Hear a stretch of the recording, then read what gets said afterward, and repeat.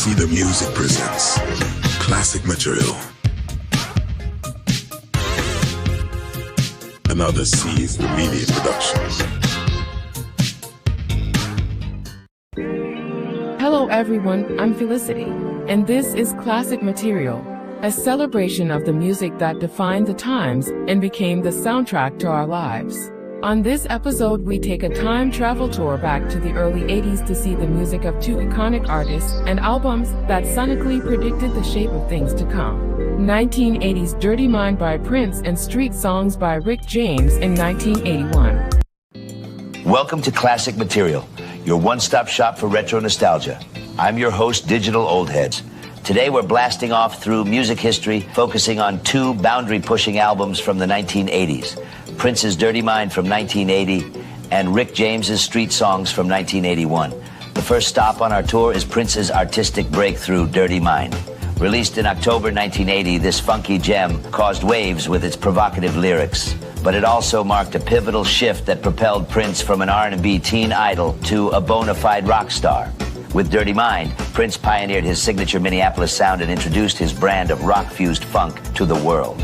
Next, we touched down in 1981 to examine Rick James's Street Songs. Driven by the legendary party anthem Super Freak, this risque record turned Rick James into a mainstream juggernaut seemingly overnight. Featuring Rick's trademark explicit yet playful lyrical style, Street Songs became the essential album of its time.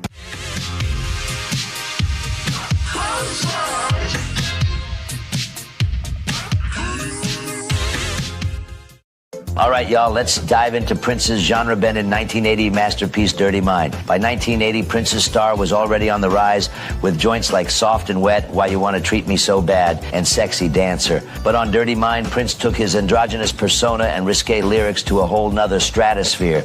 Dirty Mind took all the sexuality simmering beneath the surface of pop radio and brought it screaming into the spotlight. Prince perfectly captured the taboo nature of lust and curiosity on wax. Cuts like Head and Sister shocked listeners with their unabashed carnality. But joints like Uptown and When You Were Mine balanced that rawness with hook-filled funky soul. I remember spinning Dirty Mind on vinyl as a young head. With each play, I discovered more layers to Prince's vivid storytelling and immaculate production. Still to this day, Dirty Mind remains an edgy, funky, X-rated masterpiece. Prince laid the blueprint on how to fuse sex, politics, and spirituality into pop perfection, and he was just getting started.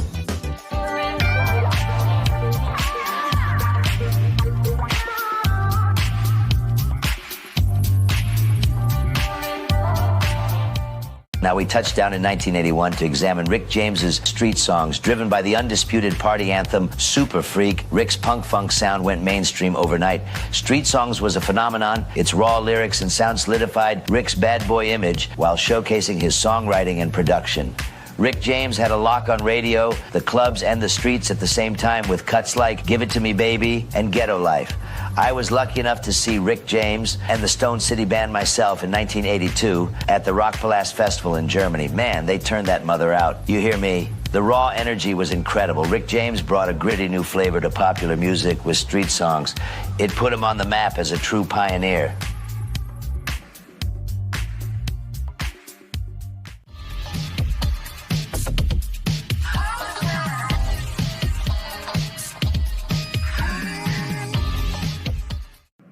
In 1980, Prince was invited to open for Rick James' Fire It Up tour.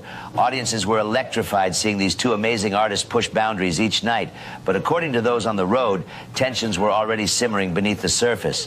Backstage, arguments broke out over petty gripes like press and set times. As their rivalry took shape, it fueled greater artistic heights from both titans. By the tour's end, their feud had become toxic. James accused Prince of stealing, saying things like Prince was emulating his stage moves. Rick allegedly got revenge by stealing Prince's synthesizers, using them on Street Songs, and then returning them with a thank you note. But at the American Music Awards, allegedly Prince stole Rick James's date, Canadian model Denise Matthews, and launched her music career as Vanity. Rick accused Prince of stealing his concept for the Mary Jane Girls. I first saw the tour at the Baltimore Civic Center in April 1980. It was sheer pandemonium. By the end of the tour, their rivalry had reached a fever pitch, but both fans and the press loved every minute.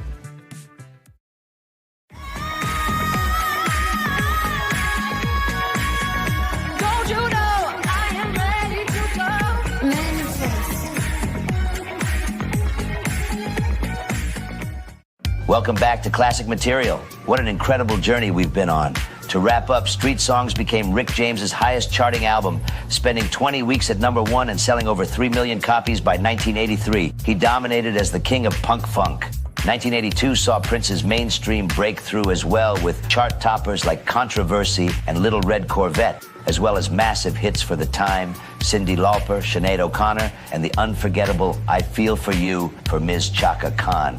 His success eventually eclipsed Rick James as 1984's Purple Rain cemented Prince as an international superstar, but Rick also found success as a producer, crafting hits for the Mary Jane Girls, Tina Marie, and Smokey Robinson. Rick also revived the Temptations' career with their 1982 smash, Standing on the Top. Rick James was not only a trailblazer in music, but also made significant contributions to pop culture. His flamboyant style and eccentric personality became synonymous with the larger-than-life image associated with the 80s. In 1991, he won a Grammy for his sample of Super Freak on MC Hammer's Can't Touch This. Sadly, Rick James passed away in 2004, followed by Prince's shocking death in 2016. But their fearless artistry and hit albums still shift pop culture today. Though there were tensions between them, there was also mutual respect.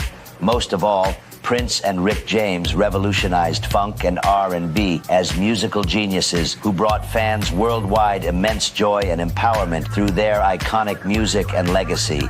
Thanks so much for joining us on Classic Material. I'm Digital Oldheads signing off. See you next time on Time Travel Tours.